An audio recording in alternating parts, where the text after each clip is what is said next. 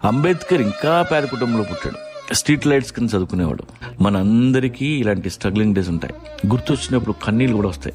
అది తలుచుకుంటే చాలా బాధ అనిపిస్తుంది. మనకి ఎప్పుడు సక్సెస్ వస్తుందా అని ఎదురు చూస్తుంటాం. ఏదో ఒక రోజు నువ్వు అనుకున్నది అయిపోతావు చూడు, అప్పుడు నిజమైన కష్టాలు మొదలవుతాయి. సక్సెస్ వచ్చినాకే అసలైన స్ట్రగ్లింగ్ డేస్ మొదలవుతాయి. ఎంప్లాయీగా ఉన్నప్పుడు హ్యాపీ, కంపెనీ పెట్టి చూడు డోలు తీరిపోద్ది.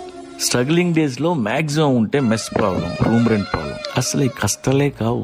ఒక పూట తినకపోయినా ఏం కాదు.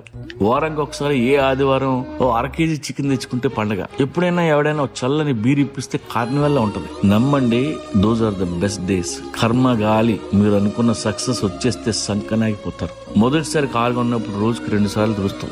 కారులో అన్ని ఫీచర్లు గుర్తుంటాయి. గీత పడితే తట్టుకోలేవు.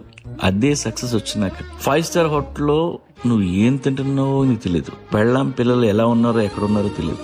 కావాలంటే సక్సెస్ వచ్చిన అడగని చెప్తాడు.